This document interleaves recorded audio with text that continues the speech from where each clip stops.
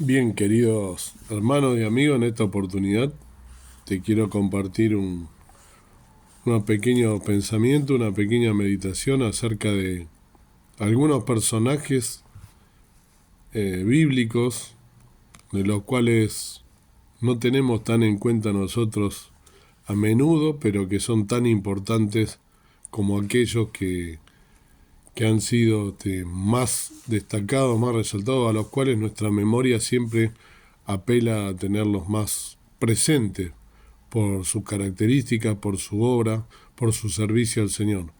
Pero estos personajes, diríamos que en una obra serían personajes secundarios, si se quiere, pero no menos importantes. ¿eh?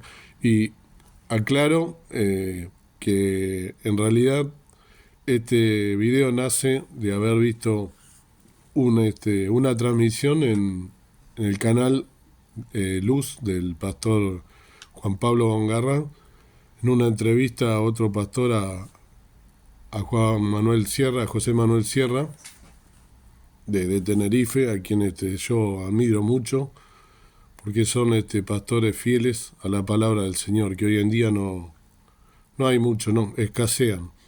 Y ellos hicieron un programa basado en esto, y entonces, como fue de bendición para mí, yo lo quería compartir con ustedes. Lo aclaro porque por ahí les suena a alguno familiar lo que estoy diciendo, quizá haya visto el programa como lo veo yo todas las noches, y es de mucha bendición, por lo cual lo quiero también transmitir y compartir con los demás.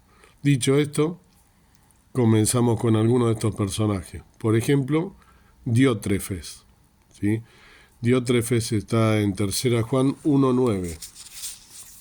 La tercera carta, epístola de Juan. Obviamente es 1 porque es un solo capítulo, pero lo aclara 1:9.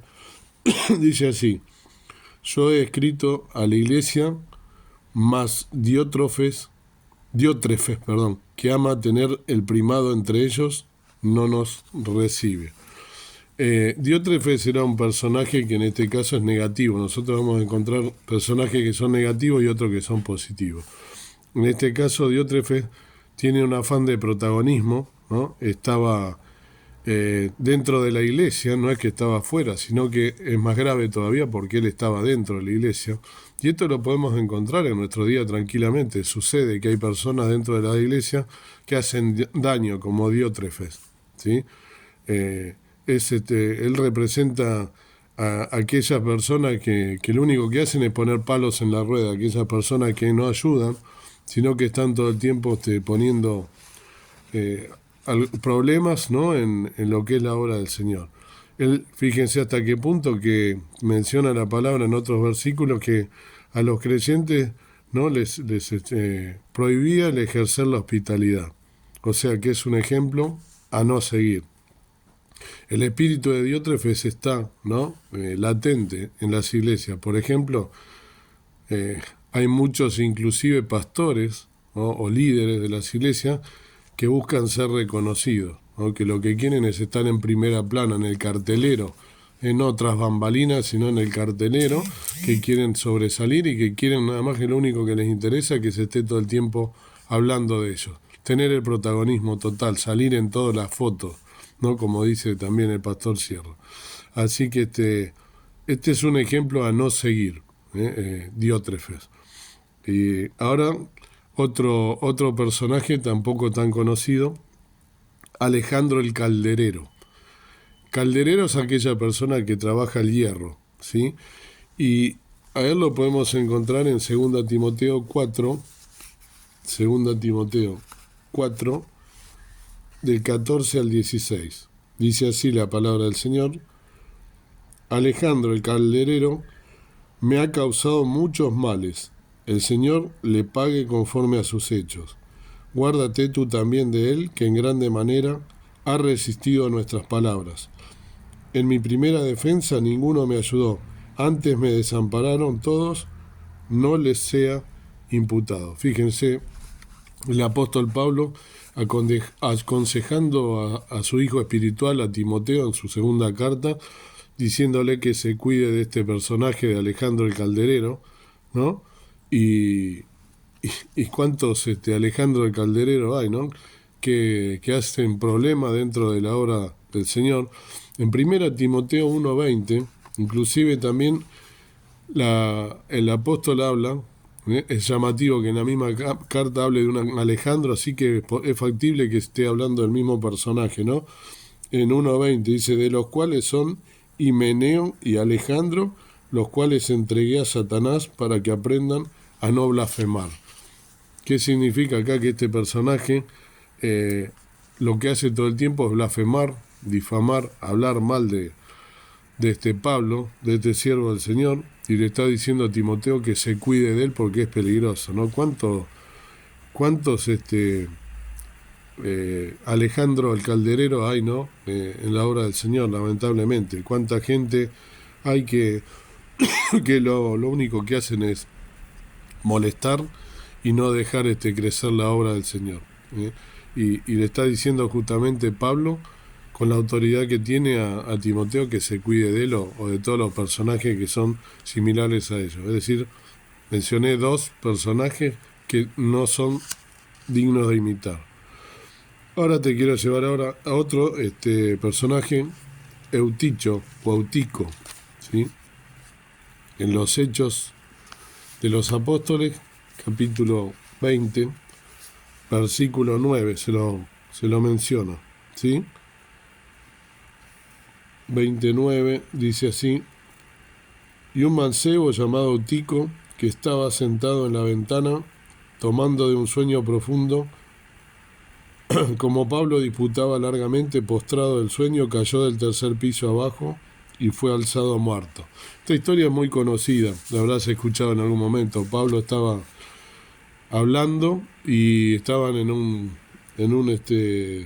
el alto, en un segundo piso, en un primer piso, y Eutico estaba apoyado en la ventana, ¿no? Del lado de afuera, y se queda dormido y se cae, ¿no? Y Pablo después va y lo resucita, ¿no? Con el poder que Pablo tenía. Y ahora, Eutico simboliza a aquellos que no están ni afuera ni adentro, ¿no?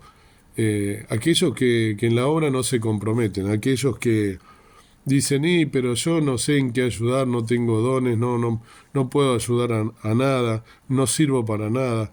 Mejor que esto lo hagan otro, y nunca se comprometen a hacer absolutamente nada en el servicio o en la obra del Señor.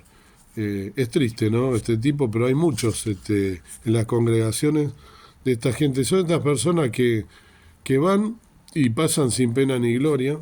Es malo tener protagonismo, querer salir en toda la foto como Diótrefes, pero también es malo aquellas personas que van y cumplen y no se comprometen en nada en el servicio del Señor, que van los domingos, los días de reunión, de congregación, y van, cantan, escuchan el mensaje y listo, se van a su casa, y así toda la semana, durante toda su vida. Esta es bastante peligroso ser de esta manera, ¿no? Y la pregunta sería, ¿dónde estás tú en la obra del Señor? ¿No? Estás, ¿dónde estás espiritualmente tú en este momento? ¿Estás comprometido? ¿Estás del lado de adentro o estás del lado de afuera? Porque puedes estar sentado como este personaje afuera, o de afuera o de adentro, ¿no? Y que lamentablemente es triste, ¿no? A la iglesia de la Odisea, ¿no? Le dice justamente el Señor Jesús, porque no eres ni frío ni caliente, te vomitaré de mi boca. Tengamos cuidado que no nos tenga que decir así. Sería triste que seamos tibios, que no seamos ni frío ni caliente. Debemos definirnos. O vamos a estar del lado del Señor o nos vamos a apartar de Él. Fíjense lo que dice el apóstol Pablo en Efesios 2, del 4 al 7, ¿no? Dicen, pero Dios, que es rico en misericordia por su mucho amor con que nos amó, aun estando nosotros muertos en pecados, nos dio vida juntamente con Cristo. Por gracia sois salvos. Y juntamente nos resucitó y asimismo nos hizo sentar en los cielos con Cristo Jesús. ¿Qué significa? ¿A dónde debemos estar nosotros sentados? Claramente dice que el Señor Jesús nos hizo sentar juntamente con Él en los cielos. A partir del momento que nosotros aceptamos a Cristo como nuestro único y suficiente Salvador, Él nos hizo sentar en los cielos porque somos hijos de Dios, porque tenemos la esperanza bendita de estar con Él para toda la eternidad. Y sin embargo, eres un personaje que no te comprometes con la obra, que eres tibio, que no te defines a dónde estás y te quedas dormido como este muchacho autico y te vas a caer y te vas a golpear, sería triste. Es hora de que te pongas a cuenta con el Señor y con su obra si es que estás siendo como Él. Hay que definirse. Otro personaje es Bernabé, ¿no? Bernabé, del cual conocemos no mucho, sería el ladero, ¿no? La mano derecha del pastor en una congregación, porque Bernabé lo menciona, ¿no? Pablo, en el libro de los Hechos varias veces se lo menciona a Bernabé. Por ejemplo, en los Hechos 11:25 dice: después partió Bernabé a Tarso a buscar a Saulo y hallado le trajo a Antioquía.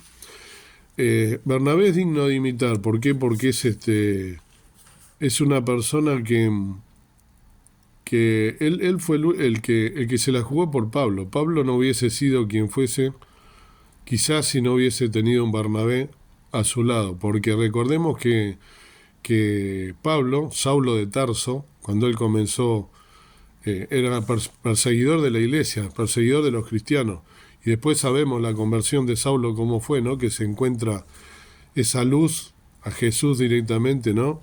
En una luz que lo tira del caballo, lo deja ciego y luego, ¿no?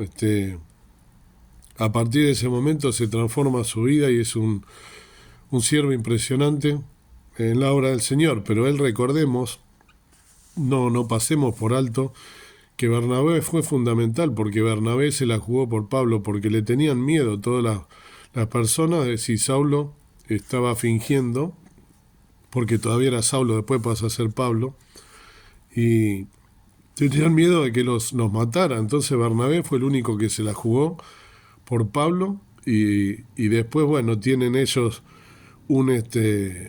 ellos tienen después una diferencia entre ellos, bueno, y Bernabé se va por un lado y Pablo se va por el otro, ¿no? Porque hay como una pequeña pelea, ¿no?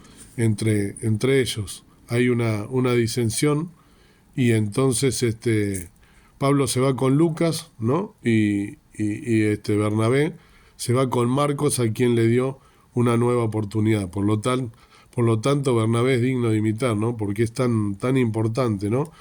Además hizo una ofrenda muy importante, ¿no? Cuando había una época de necesidad. Es digno de imitar Bernabé. En la Biblia hay un momento en el que se lo menciona a Bernabé, ¿no? Y luego a Pablo, y luego se lo menciona a Pablo y a Bernabé. O sea que se invierte también el orden.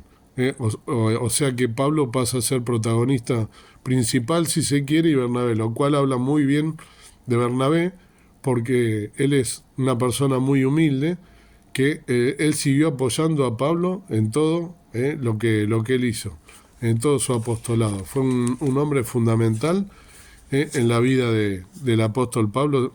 Quizá no hubiese sido quien es, o quien fue, o quien nosotros recordamos, y haber hecho toda esa obra misionera sin haberse le aparecido en su vida un Bernabé que fue fundamental.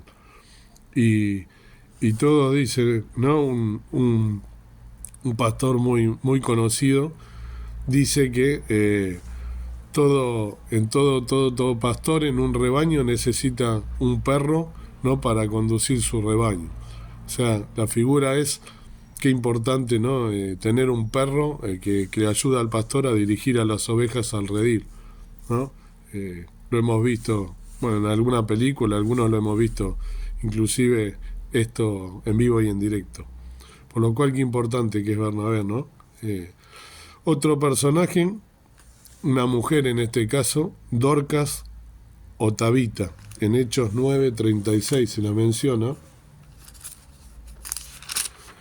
Puede llamarse Dorcas o Tabita, inclusive la Biblia la nombra de las dos formas, según el idioma del cual se trate, ¿no? Entonces, en Hechos 9:36 dice: entonces en Jope había una discípula llamada Tabita, que si le declaras quiere decir Dorcas. Esta era llena de buenas obras y de limosnas que hacía. O sea, fíjense qué importante esta mujer, era una mujer de servicio. Después ella también se muere, ¿no? Pierde la vida y bueno, después también la resucitan, ¿no? Los apóstoles. Pablo la resucita, como tantas veces lo hizo. Una mujer tan importante, y qué importante que son aquellas mujeres que están en el servicio, que son muchas en las congregaciones, en la obra del Señor, inclusive mucho más que los hombres. Y bueno, en la Biblia hay muchas mujeres que se habla que son ejemplos, pero quería traer esta que es por ahí en un segundo plano, en la cual no se habla tanto, y qué importante que es, ¿no? Estas reflejan las mujeres en el servicio, en la obra de Dios, porque se habla de Ruth, se habla de Esther, se habla de tantas otras mujeres que fueron importantísimas, sin menospreciarlas y sin dejar de lado, por supuesto, que son dignas de también sobresaltar, o resaltar, pero este tipo de personas son aquellas mujeres que ayudan en el servicio en la casa del Señor, en las congregaciones. Qué importante que es estas mujeres que de alguna u otra manera ayudan en la obra del Señor. Un matrimonio, Priscila y Aquila, ¿no? Fundamentales en la obra de Pablo. Se los menciona, por ejemplo, en 1 Corintios 16:19, ¿no? 1 Corintios 16:19 dice: las iglesias de Asia os saludan mucho en el Señor, os saludan mucho en el Señor, Aquila y Priscila, con la iglesia que está en su casa. Fíjense que ellos tenían una iglesia en su casa, como tantos hermanos no han puesto su domicilio para que se pueda comenzar una obra, por ejemplo. Ellos ayudan en la obra, ¿no?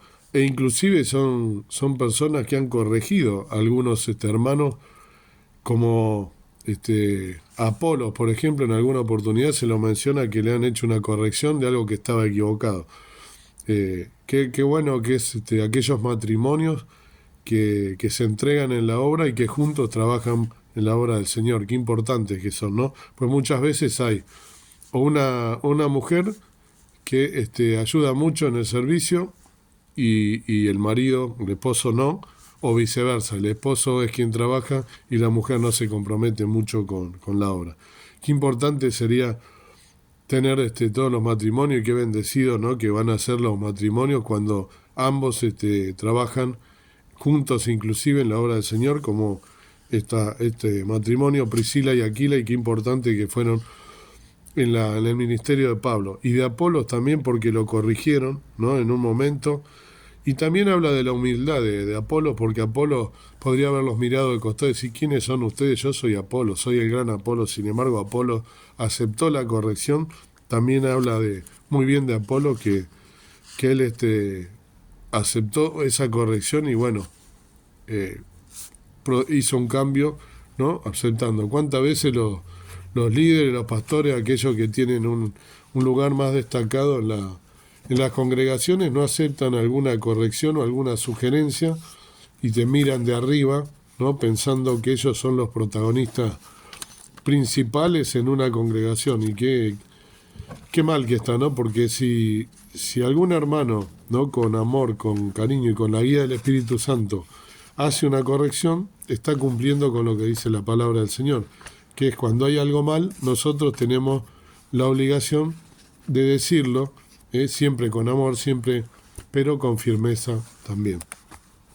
Y para terminar esta reflexión, como terminaron estos hermanos también que mencioné, el protagonista principal de toda esta historia y a quien nosotros debemos imitar, al Señor Jesús, ¿no? El personaje principal que tenemos que tener nosotros en cuenta para seguir sus caminos, para seguir